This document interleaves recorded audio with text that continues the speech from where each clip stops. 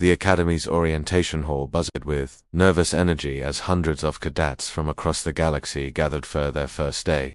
Tom Reynolds sat in the back corner, trying to make himself invisible among the towering forms of his alien classmates. His human physiology made him one of the smallest beings in the room, though he'd learned it long ago that size wasn't everything. The Draxan cadets clustered in Earth's front, their Katonas exoskeleton under the artificial lights. Commander Vex, a veteran of the Interstellar Wars, stood at the podium addressing the new recruits. The massive reptilian scarred hide and 4 arms marked him as one of the galaxy's most feared warriors. "Welcome to the Galactic Defense Academy," Vex's voice boomed through the hall. "You represent Thephanus specimens from warrior race across known space. Each of you has earned your place through strength, cunning, and the legacy of your people's combat prowess." Tom shifted unconfortably. Earth had only recently joined the Galactic Federation, and humans were still considered a curiosity, then a threat. His acceptance letter had come with a note explaining that the Academy welcomed diversity even from developing species. During their first week, Tom kept his head down during combat training. The Corvin cadets moved with predatory grace there, natural, armor-deflecting practice rounds that would have hospitalized lesser beings. Ethane warriors demonstrated their ability to regenerate lost limbs during sparring matches. Even the diminutive Plix showed off their natural toxin production, leaving training dummies smoking and corroded. Tom's performance seemed unremarkable by comparison. He scored adequately on written exams, performed well enough in physical challenges, and followed orders without complaint. His instructors noted his persistence, but marked him as limited potential in their reports. The turning point came during a routine training exercise in the Academy Senvarenton simulation chamber. The scenario involved navigating a hostile planet while avoiding indigenous predators. Most cadets approached the challenge with typical warrior mentality, charging through obstacles with brute force or sophisticated biological adaptations. Tom took a different approach. He observed the ecosystem first, noting the predator behavior patterns and territorial markers. While his classmates crashed through undergrowth, Tom moved silently, reading the subtle signs that indicated danger.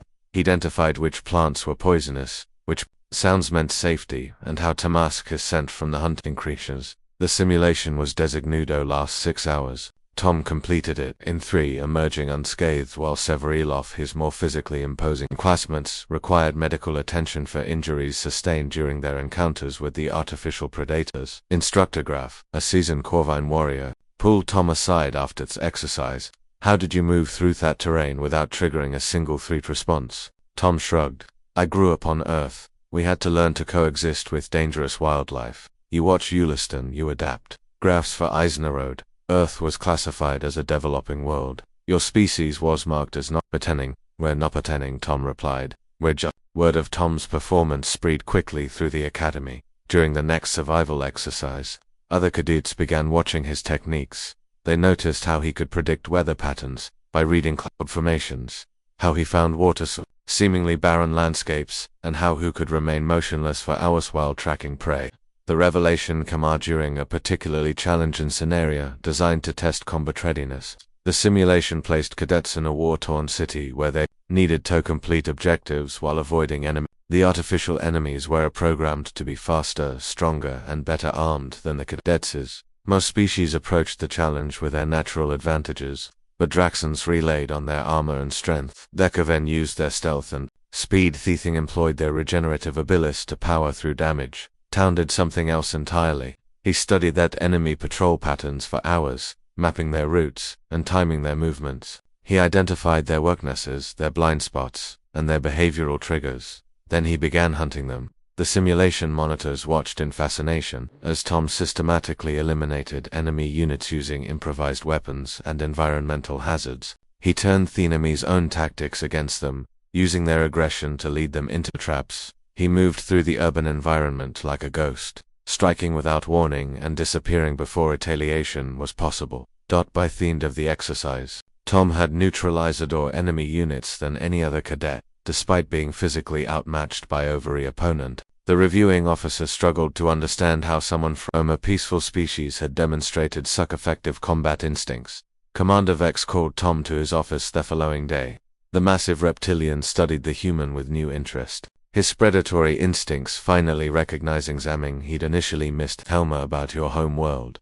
Vex. Tom described Earth's ecosystems, the variety of apex predators, the constant environmental channel, and the evolutionary trees that had shaped humanity. He explained how humans had survived ice ages, volcanic eruptions, and competition with creatures far more physically powerful than themselves. We didn't evolve to be the strongest or fastest, Tom explained. We evolved to be most adaptable. We learned to hunt of everything, to survive anywhere, to learn to waste anything. Vex's expression chinked as understanding dawned. Your species doesn't produce warriors. You are warriors, every one of you.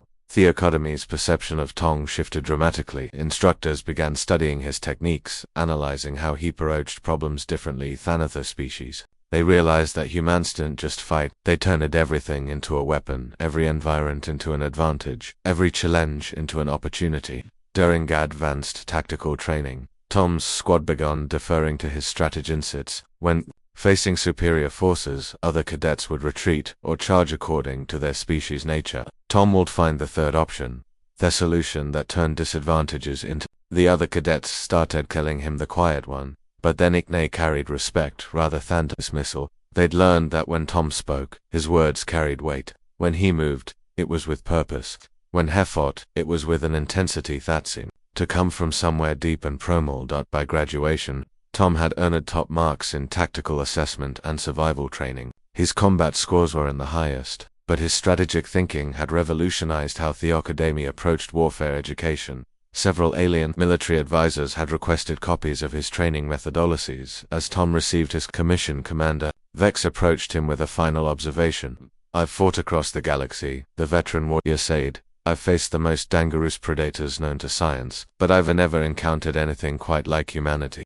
You don't just survive, you don't just adapt, you do it all with that quiet persistence that makes other species forget how dangerous you really are. Tun smiled slightly. We're just cadets from a death world, sir. We do what we missed. The galaxy was about to learn that sometimes the most dangerous predator is the one that doesn't look like a predator at all.